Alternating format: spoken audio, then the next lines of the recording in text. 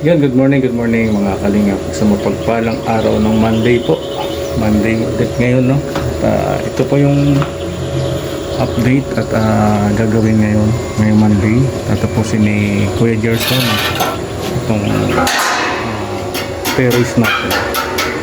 So, samantala ay pinaparepair ko sa kanya yung mga pala dahil ito yung tapos ng project sa atin, so hindi natin hayaan na lang na matuluyang masira.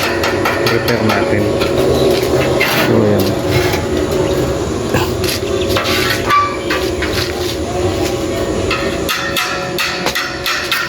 Bumibigay na yung pala kaya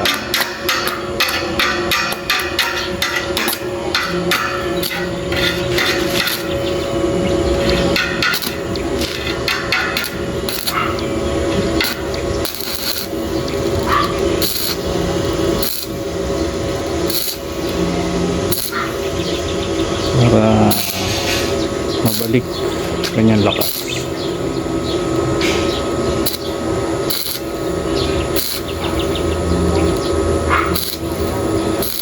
Sayang po kasi yung gamit, magagamit pa yun.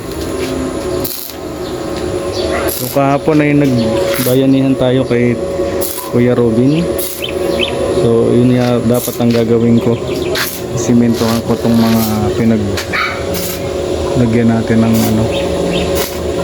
kaya lang hindi tayo nakapag simento dahil nagbayanihan tayo. So sana isisimentohan ko yan, kaya lang ay nagbayanihan tayo kaya hindi natin nagawa po. So ito po yung update. Yan, nandito na sa kabilang side si Gerson habang bibili pa lang kami ng bakal na kulang dito po. Ayan.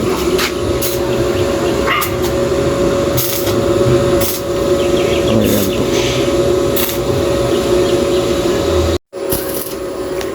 So yan, pinupulwil na po ni Kuya Gerson yung terrace natin para matibay na.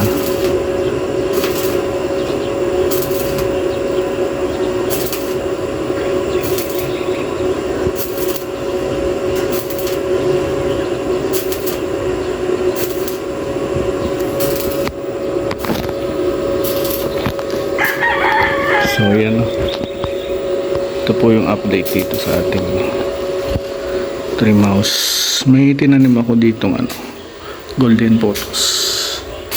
Yan, lalagyan din natin yung enjoy, enjoy yung kulay white. So ayan po.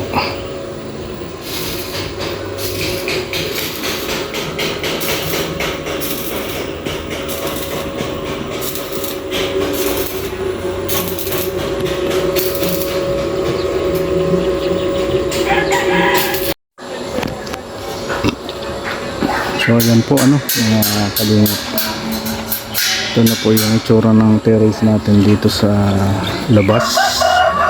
So ngayong araw po ay tatapusin yan ni Gerson at nagawa pa po ng gate at pipinturahan po natin yan. So abangan nyo po yung update dito sa ating project na dream house. Ayan, may design po yan, yung grids na yung mataas na yan, may design pa po yan. Patitibayan po natin yan at lagyan natin ng orchids po, para may flower po yan. So ayan na po yung ating project dream house.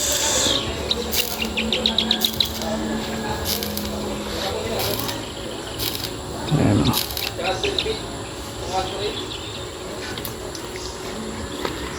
Mainit na at maaga pa po ngayon, alas 8 pa lang, pero mainit na ang sikat ng araw.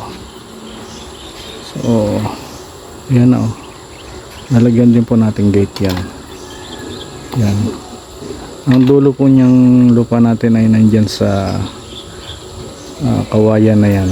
Yan yung kanto, tapos siguro lagyan natin gate dyan sa entrada na yan.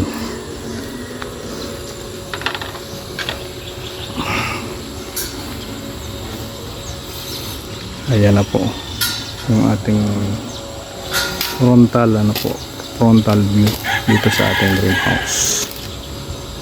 So kunting-kunti na lang po yan. Pinturahan po natin yan ng kulay black mamaya, at bibili pa tayo ng pintura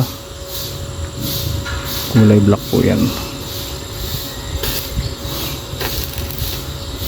At ang kasunod po niyan ay papalitadahan na po yan, yung harap, then tiles, ano po, bago i-tiles ay dapat napalitadahan na po yan. So ayan, no, maganda yung nasa loob na yung motor natin, no, laging malinis. Pag nandito sa labas nadudumihan po. Ayan na, ayan na po yung frontal. Ayan. So yan po yung update dito sa ating dream house ngayong Lunes. Ayan, araw po ng Lunes. Ayan, maraming salamat po sa pagtutok sa ating mga upload videos. At maraming salamat po dun sa mga unang tumulong sa atin dito sa ating dream house, ano po.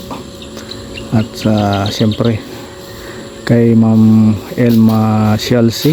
Ayan, maraming salamat po sa pagbibigay niyo po ng lote, ano po, na hinuhulugan po natin ngayon. At siyempre kay Paring Gab, kung di naman dahil kay Paring Gab ay wala rin, hindi rin tayo makikita ni Ma'am Elma. So siyempre kay Insan Unica na hanggang ngayon ay sumusuporta sa atin. Maraming salamat, Insan. So, spread love po sa lahat. God bless. Bye bye. Ako si Red Noveno, dating sundalo sa kalsado para sa seguridad ng mga tao. Solid sa serbisyo, yan ang panata ko. Umaga gabi, nakaantabay. Kahit pagod, sige lang tulay. Basta't may maya ako ng buhay. Okay na sa'kin kahit ako maubos ay ayos lang. Pero minsan kahit gaano katatag, may tanong sa dibdib na kumakagat. Hanggang dito na lang ba to? Hanggang bantay na lang ako. Nung nakilala ko si Kuya Val, nag-iba bigla ang aking dangal. May bagong landas, may bagong asal.